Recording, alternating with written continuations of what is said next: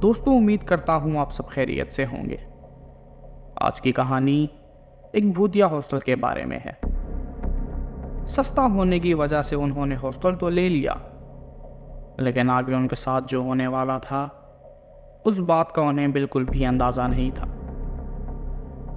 मैं आपको जगह और कहानी बताने वाले का नाम तो नहीं बता सकता, क्योंकि उन्होंने बताने से मना किया है। बाकी यह बीती मैं आपको उनके नज़रिए से ही सुनाऊंगा। तो बिना मजीद वक्त को ज़ाया किए आज की कहानी को आगे बढ़ाते हैं। मैं आपको कुछ वजूहात की वजह से अपना नाम तो नहीं बता सकता, लेकिन इतना समझ लें कि ये कोई कहानी नहीं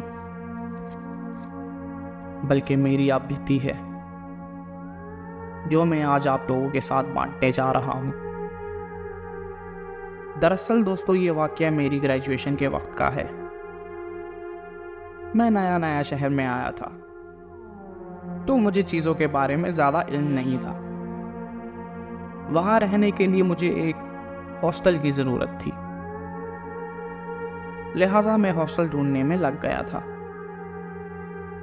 मैंने कई हॉस्टल्स देखे, लेकिन सब काफ़ी महंगे थे, जो मैं अफोर्ड नहीं कर सकता था।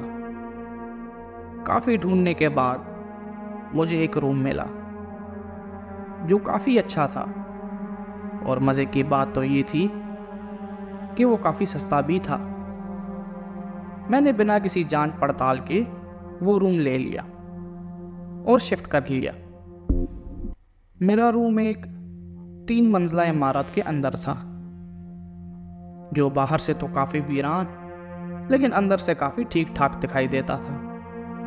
मेरे आसपास काफ़ी सारे गर्ल्स हॉस्टल थे, क्योंकि ये एरिया गर्ल्स हॉस्टल्स का था, तो मैं वहाँ रहने लग गया। सब ठीक ही चल रहा था। मुझे शुरुआती दिनों में वहाँ कुछ भी अजीब नहीं लगा था, लेकिन एक रात करीब 12 बजे मेरी अचानक से आंख खुली तो पाया कि मेरा कमरा बहुत ठंडा पड़ चुका था। मैं परेशान हो गया, क्योंकि अभी गर्मियां चल रही थीं, तो कमरा कैसे ठंडा हो सकता है। मैं अभी सोच ही रहा था कि बाहर बालकनी से मुझे किसी लड़की की रोने की आवाज़ आने लगी।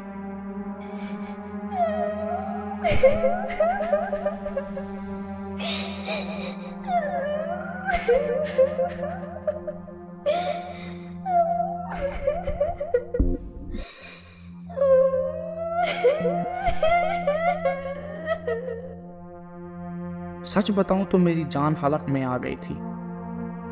इतनी ठंड में भी मेरे पसीने छूटने लगे थे।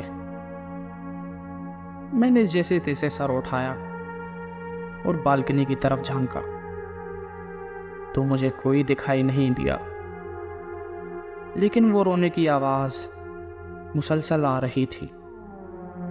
मुझे बहुत डर भी लग रहा था, लेकिन अब थोड़ी परेशानी भी हो रही थी।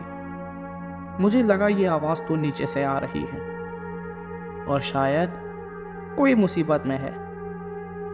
मैं जैसे ही बालकनी पहुंचा तो आवाज़ आना बंद हो गई।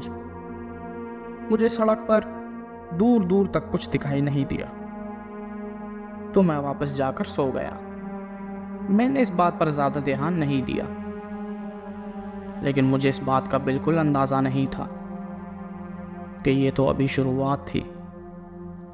इसके ठीक अगले दिन मैं फिर से सोया हुआ था।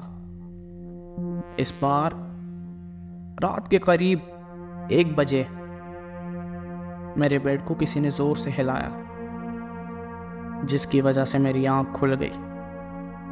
जब मैं उठकर बैठा और इधर उधर देखने लगा, तो मुझे फिर से किसी लड़की की रोने की आवाज़ आने लगी।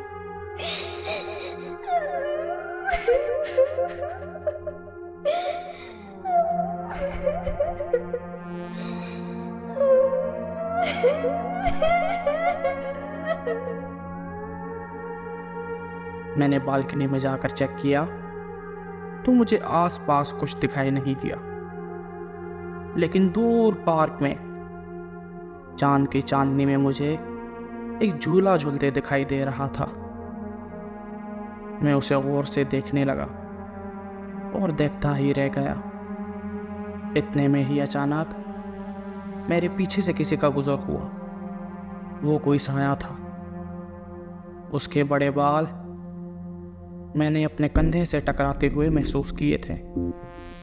मैं डर के मारे वापस आकर अपने बेड पर बैठ गया। डर के मारे मेरी हालत खराब हो चुकी थी और मेरा सर फटने लगा था। ऐसे ही डरते डराते मुझे कब नींद आ गई मुझे पता ही नहीं चला। मुझे अब अंदाज़ा हो चुका था कि यहाँ कुछ तो गलत हो रहा है जो मुझे दिखाई नहीं दे रहा, लेकिन मैं फ़िलहाल कुछ नहीं कर सकता था क्योंकि मुझे अभी 10-12 दिन ही हुए थे इस रूम में और अभी मंथ एंड होने में काफ़ी टाइम था। तो इग्नोर करने के अलावा मेरे पास और कोई चारा नहीं था।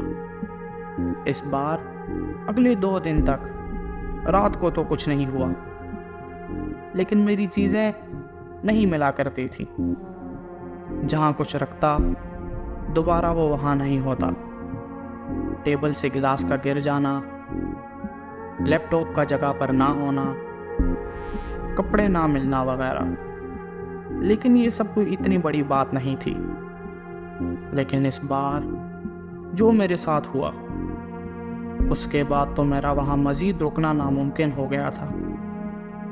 एक रात में अपनी पढ़ाई कर कर सो गया था और वैसे ही जैसे पहले होता था मेरे बेड को किसी ने ज़ोर से हिलाया। मेरी आँख खुली तो खुली की खुली रह गई। मैंने देखा एक लड़की को जो मेरे छत के साथ चिपकी हुई थी। मुझसे उसका चेहरा बर्दाश्त नहीं हो रहा था। मैं आंखें बंद करना चाह रहा था, भागना चाह रहा था, लेकिन मेरा वजूद तो मानो मफलूज हो चुका था। उसका चेहरा पूरा कटा हुआ, एक बेहद खौफनाक मुस्कुराहट और आंखों के काले गड्ढे एक ठीक ठाक आदमी को हार्ट अटैक देने के लिए काफ़ी थे। और उसके घने और लंबे बाल उसके गज़ब को और वाज़ेह कर रहे थे। अचानक से ही उसने मुझ पर छलांग लगा दी और मेरा गला दबाने लगी। मुझे कुछ समझ नहीं आ रहा था। बस मैं मन ही मन जिक्र करने लगा और वो अचानक से गायब हो गई। फिर कोई मेरे बेड को नीचे से पीटने लगा। मैंने देखा तो वो बेड के नीचे थी। उसने वापस से मुझ पर छलांग लगा दी। मुझे मेरी मौत अब दिखाई देने लग गई थी और डर के मारे मेरी आंखों से आंसू नहीं रुक रहे थे। मेरे जिक्र करने की वजह से वो फिर गायब हो गई और इस बार मुझे पूरी रात किसी लड़की की रोने की आवाज़ें सुनाई देती रहीं। जैसे तैसे मैंने वो रात काटी और सूरज की पहली किरण के साथ मैं वहाँ से बाहर निकल गया। मैंने एक दूसरा हॉस्टल ढूंढ लिया और फौरन शिफ्ट कर गया। मैं इतना डर चुका था कि 2 हफ्तों के लिए मैं अपने घर चला गया। वहाँ जब मैंने सबको अपने साथ पेश आया हुआ वाक़या बताया तो सब ने पहले तो मुझे खूब डांटा। फिर दम दरूद करने के लिए मुझे किसी कारी साहब के पास ले गए। जब मैं वापस आया और अपने दोस्तों को अपने साथ पेश आया वाक़या बताया तो उनमें से कुछ मकामी लड़कों ने बताया कि वो जगह पहले लड़कियों का हॉस्टल हुआ करती थी। कहने वाले कहते हैं कि जिस रूम में तुम रहते थे वो कमरा एक लड़की का था। वो बहुत अच्छी थी, सबके साथ बड़े प्यार से पेश आती थी। लेकिन पता नहीं क्या हुआ, एक दिन उसके कमरे से उसकी लाश मिली, पंखे के साथ लटकती हुई। क्या हुआ, क्यों हुआ, इसके बारे में कोई नहीं जानता। दोस्तों, ये थी आज की एक बिल्कुल सच्ची कहानी। आपको ये कहानी कैसी लगी और आपके ख्याल में उस लड़की के साथ क्या हुआ होगा, नीचे कमेंट्स में ज़रूर बताइएगा।